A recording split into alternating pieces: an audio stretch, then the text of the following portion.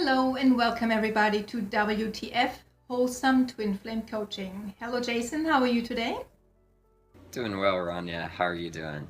I'm good. Have a bit of a cough, excuse me. Back again. Straighten everything out. Nice. So, that was actually a very good introduction. That was very subconscious that I had to, dip. That was totally unplanned, obviously, and then straighten myself out again using this as a mirror because we are talking about mirroring today. What's mirroring, Jason?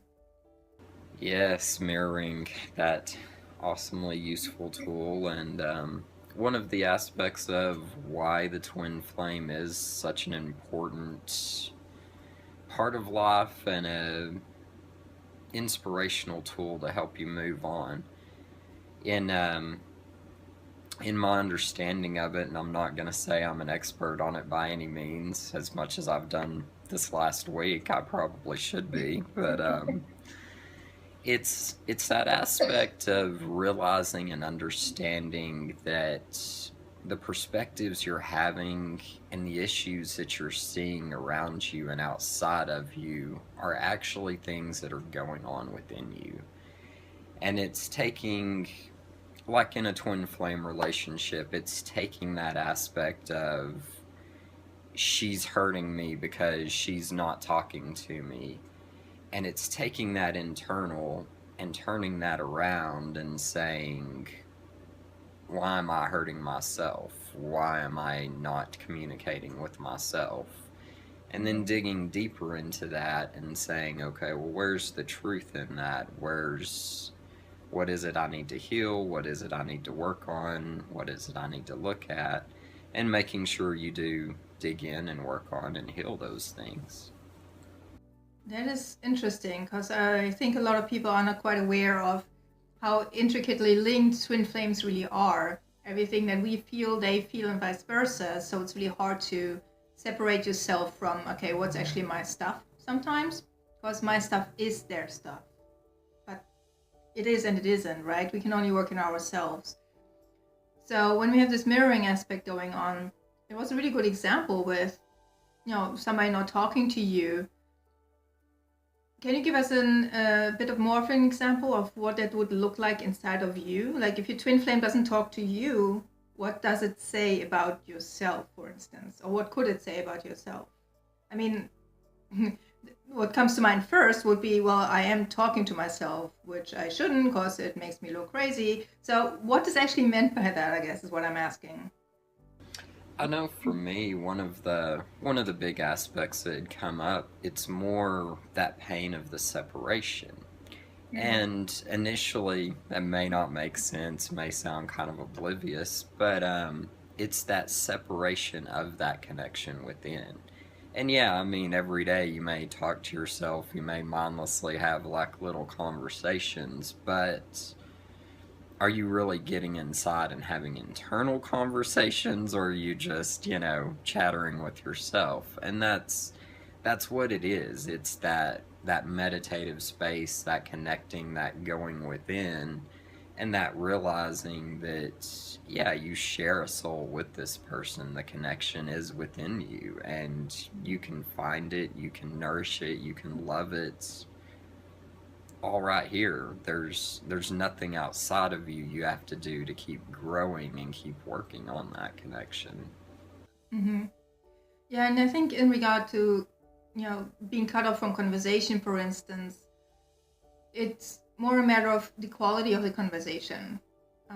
Even though we usually say, well, I don't talk to myself, I'm not crazy, we actually all do talk to ourselves all the time. It's what some people call the monkey mind. We tell ourselves things all the time that we would never tell another person.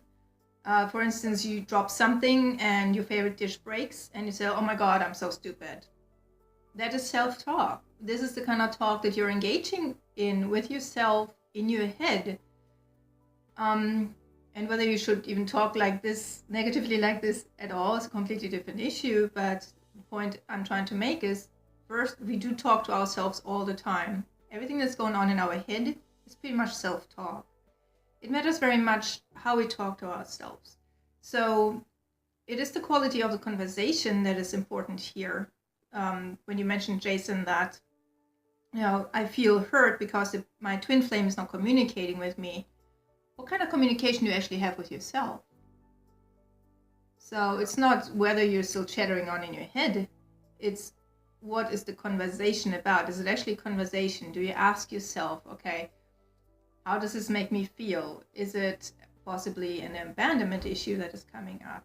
Is it just rejection in general? Are there other instances that it reminds me of deep down inside that I'd rather not look at, and that's why I'd rather just lash out in my head and say, "Ugh, stupid person, blah blah blah," instead of actually looking within. And that's the digging work that you were talking about, right? You really have to dig in. You have to find the quality content there, and by quality I don't mean good as in everything is perfect. Quality as in substance to work with, right?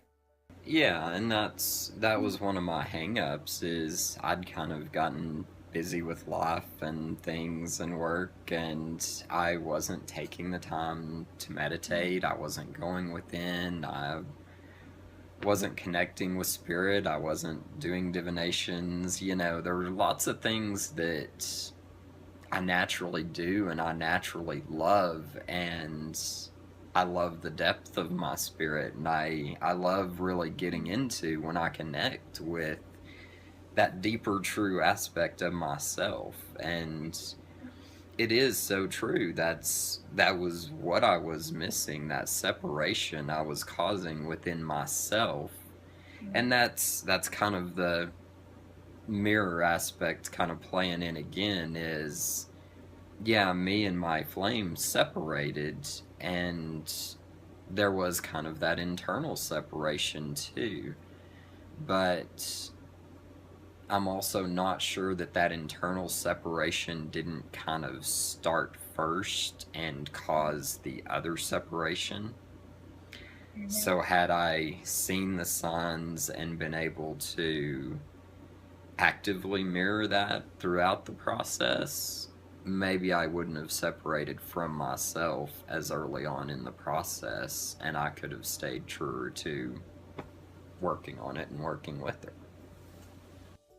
Yeah, I believe that is very true, and that goes back to the aspect that we were talking about last week, that we have to continuously work in ourselves. We cannot be ever just content in the relationship as in, oh, great, I'm here, and just stay at this level. It's a continuous working process.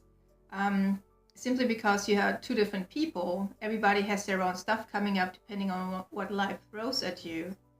And since you mirror those aspects all the time, you're always pushed to work on yourself more and more, or at least continuously. And once you neglect any aspect, everything else just kind of has a domino effect very often. Yeah, it reminds me of an old saying that once you think you're there, you've got it all, or you're done, you're usually in the most trouble because you don't realize all the things that you still need to work on and look at. Yeah. It is, I Yeah. mean, it's that constant unfolding, that peeling off the layers of the onion, that digging deeper and just one at a time, step by step, making our progress. And yeah, I mean, we're not ever going to get there. There is no mystical there that we're going to reach. It's that constant growth and that constant expanding and that constantly becoming more and becoming able to accept more and open up to more and realize how we're all connected and working together in this process. Yeah. And it's the journey that should really be blissful. Every single moment can be blissful if we just embrace the process. As soon as we become complacent, we're probably going to be faced with something else that's extremely uncomfortable, because only discomfort really proffers growth. You break apart in order to grow, just like the seed in the dirt. Everything looks dark, and then you crumble apart completely, and then you start growing. Well, use metaphor, but it's so true. It is so true. And we go through these cycles. We bear fruit, and then we are a seed again, and we do it all over. And so complacency really is not a healthy thing. It just means you're completely stagnant. And life isn't about stagnancy. It is continual growth. You cannot really avoid it. You can put it off for a while, but then it just becomes more uncomfortable, I find. So it's better to just stick with the process, and you can ask, of course, for help, whether it's friends, coaches, angels, your heavenly entourage, whoever really, whoever's equipped and able to help. But really, it's more of a willingness to surrender to the process, to be willing to stay blissful in this life, to love yourself enough to want to do that, and to not be upset when things go wrong, to just roll with it. And then really very much depends on self-love, which we also mentioned last week. Everything is about learning self-love, this unconditional, universal love, not only for yourself, but for everybody else. Not only for everybody else, but also for yourself. A lot of people think, oh yeah, I love unconditionally, I love everybody. And then you talk to them, you realize they have the worst issues, self-esteem issues. Oh no, I'm such a good person, I give to everybody. Yeah, and that's only to deflect from the fact that you don't love yourself, like, at all. I see these people all over, depending on which culture I happen to be in at the moment, or at different times. I see these people to different degrees. But in a twin flame relationship, you are pushed to learn to love yourself. And mirror work really comes in handy that way. So actually, what is mirror work, Jason? I've heard of it before, and I do my own version, but what do you think it is? I'm probably right in that same boat with you. I've kind of heard, I've heard the structure and heard it followed, but I probably do a variation of my own. The theory and kind of steps that I've most commonly heard is you go, you look in a mirror, you state you're upset, my twin flame isn't communicating with me and that hurts me. So then you take that and you restate that, but you remove the other person from that and put yourself in there. So then you would restate that as, I'm hurt because I'm not communicating with myself. So you dig into that, and like I say, for me, it was that matter of I wasn't meditating like I used to. I wasn't doing yoga like I used to. All of the things that stimulated me from a spiritual point and perspective, I'd stopped doing, and I didn't have time for. Right, but what do you mean by digging into that? I mean, the way you described the process just now was very helpful. You state, your issue, and then you rephrase it to, have it focused back on you. But what do you mean by digging? What do you do in the digging process itself? That is where I kind of go more internal. That's my kind of meditative process of looking within and seeking out the truth in that statement. Do you do that mentally, or do you feel into that? Can you be, I don't know, if you had to, ask somebody to, if you were actually telling somebody this is how you do it, what do you actually do? Do you keep looking into the mirror and just keep repeating the phrase over and over, and things come up, or what happens? And I don't know, maybe that's an area where I kind of differ in some of this, because for me going internal is natural. It's home. That's peaceful for me. It's not really, it's not as much of a process as I see some people having issue with it and shutting the mind down. Definitely don't go into the mind. That's not going to take you the direction you're wanting here, for sure. That's like you say, the monkey mind and the thoughts, and you're going to be torn off on grocery lists and everything else you've got going for the day if you go mind. Really feel into that pain. That's a good one. Try to feel into, look into, and find the truth from spirit and from your connections to divine of what that pain is telling you, what that that's the digging for me, going to that source and finding that source of truth that is underneath what we're experiencing in the physical and calling pain. Mhm. My understanding of a lot of that is, like you've mentioned, it's not a matter of good or bad or feels good or hurts. It's a matter of we're so off sometimes that spirit has to physically give our body cues to say, wake the crap up and listen to something that's going on within you.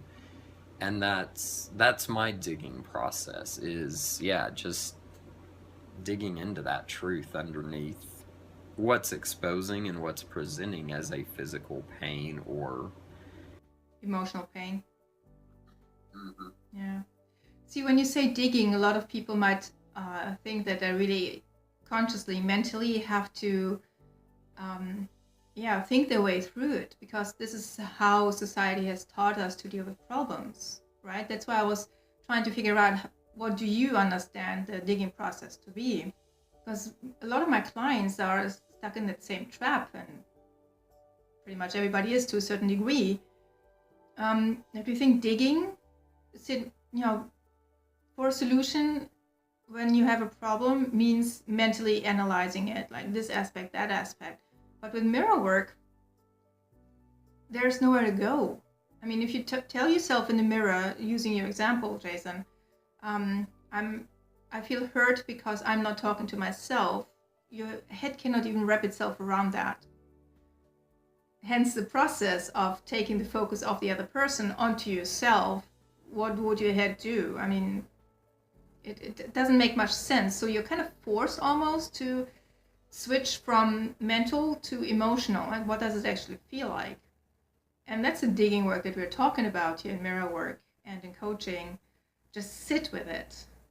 Sit with it and sit with the feeling, see what feelings come up, and then watch what images might appear. Don't analyze them. Just be with the experience, and you might have old memories surface, and you sit with those, and you might realize, oh my God, there was this instance when I was like 5 years old, and I was desperate to tell somebody about my experience with this butterfly, and nobody would listen, and it hurt me so badly. That is an early instance of trauma that probably shaped the rest of your life to a certain degree, and that's what was triggered with this experience. And those are the things that will start bubbling up if you just sit with it, sit with the emotion. This is what we mean by digging. It's actually not an active thing. The digging has this activity about it. It's an active verb, but really it's more a matter of sitting there and waiting what bubbles up, I think. And So, that's yeah. where the mirror is a useful tool in this, because mirrors are portals and the eyes are the portal to our soul. So as you stare into that mirror and you look into your own eyes, you do naturally just start turning within. At least for me, maybe this isn't the case for everybody, but in my experience, that is something that I've experienced, that with that mirror in front of you and staring into that mirror, you're staring into your own eyes. And for me, it naturally does. You just kind of sink more internal and you go more within, because you're facing yourself. You're putting yourself at a place where you're face to face with yourself and you have nowhere to go but within. And that's kind of one of the useful aspects I see there. Like I say, for me, a lot of times I'm able to just kind of go internal, so I don't necessarily always use the mirror. I have a bathroom that all the walls are pretty much covered with mirrors, so there's many times that I do the mirroring just because I'm in there and I'm looking into my own eyes, and why not, you know? Yeah. It never hurts. It's always no matter even if you're having a great day and not having any upsets, it's a nice practice to just go inside, get to know your own soul, and just work with yourself, face yourself, learn to be more honest with yourself. Right. Oh my God, there's so many aspects to mirroring. It's not even funny. You will notice, well, not maybe everybody, but a lot of people cannot even look themselves in the eyes in the mirror. Not for real. I mean, just long enough to put on mascara. But if you're talking mirror work here and actually look into your own eyes and say these things, or start out simple and easy and tell yourself, I love you. Try that and see what comes up. Try that for 5 minutes. It is amazing. The emotions that will bubble up, all the self-doubt, the hatred, the lack of forgiveness, the resentment, the anger, anything that might surround this fairly simple concept. When you ask most people, they'll probably say, yeah, I love myself.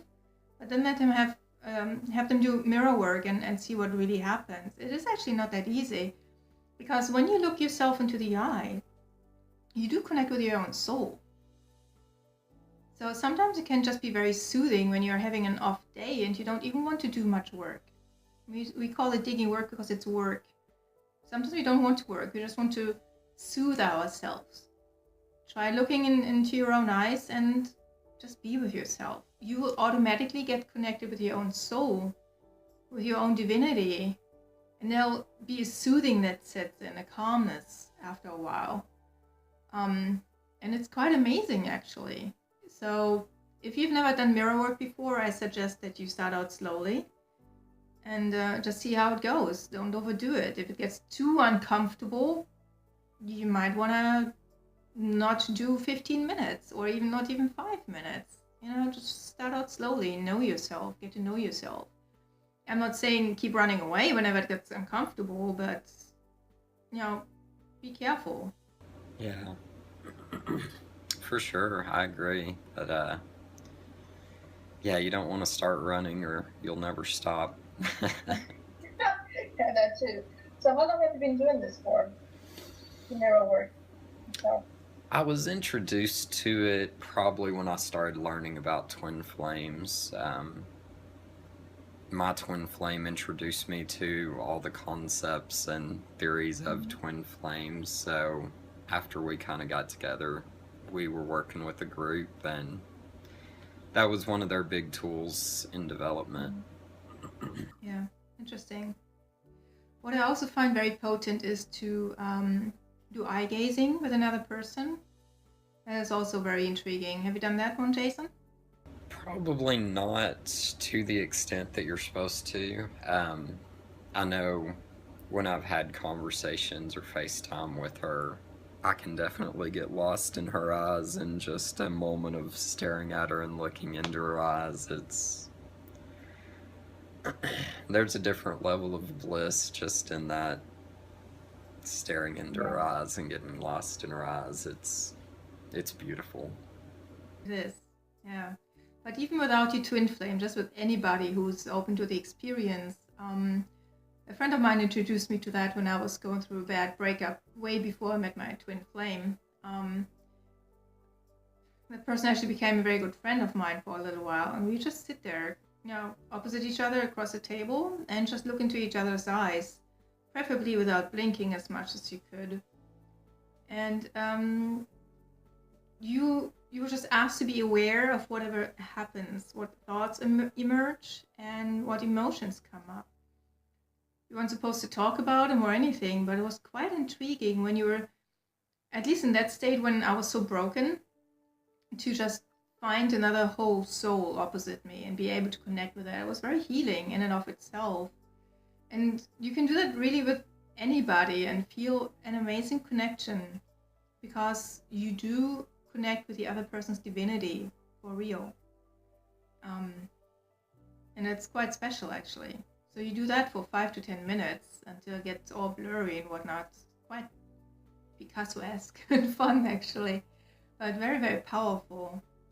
Especially when you don't want to do digging work. You just want to be and somebody else is holding that space for you by doing that, by being opposite you and allowing your access into their eyes, into their soul.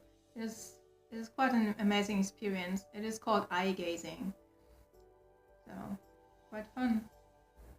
Yeah, now that you mention that, I do remember that I've had a couple of yoga classes that, as part of our practice, took a little bit of time and did that. Yeah.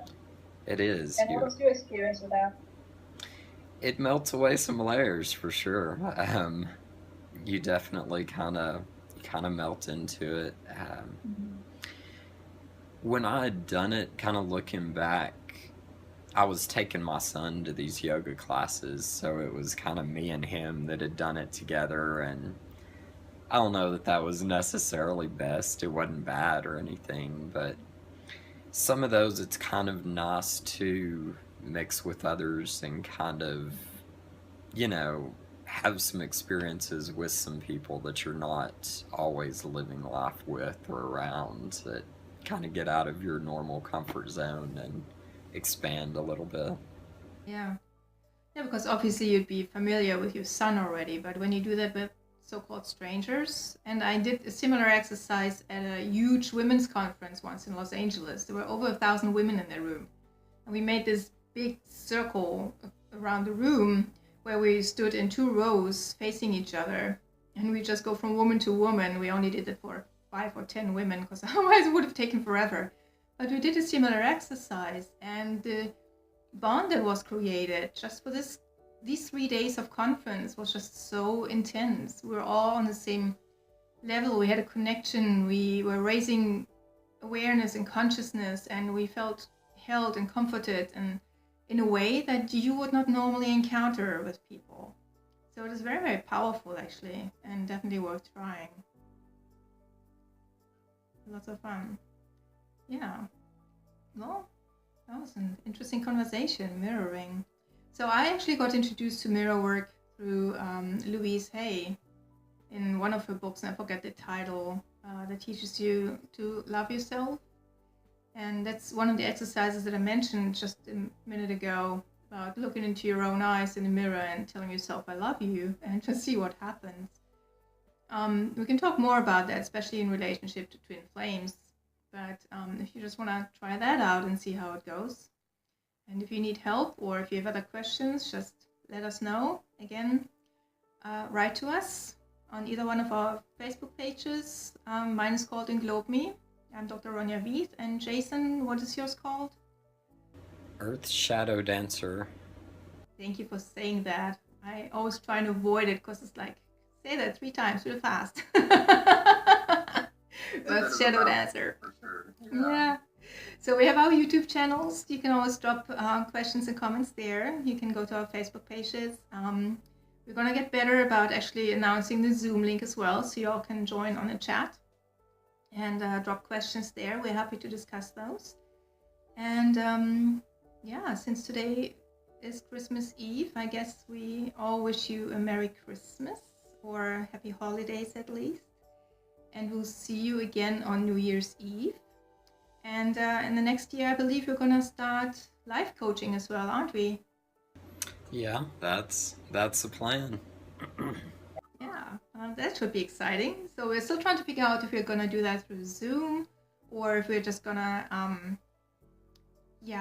maybe do that on Facebook Live. We're still working on that. But energies are shifting at the moment, and so are our electronic devices. So just bear with us. We're here for you. Just stay in touch, get in touch, share with your friends, and we'll see you next time. Take care. Have a happy holiday season. Bye, Jason. Bye.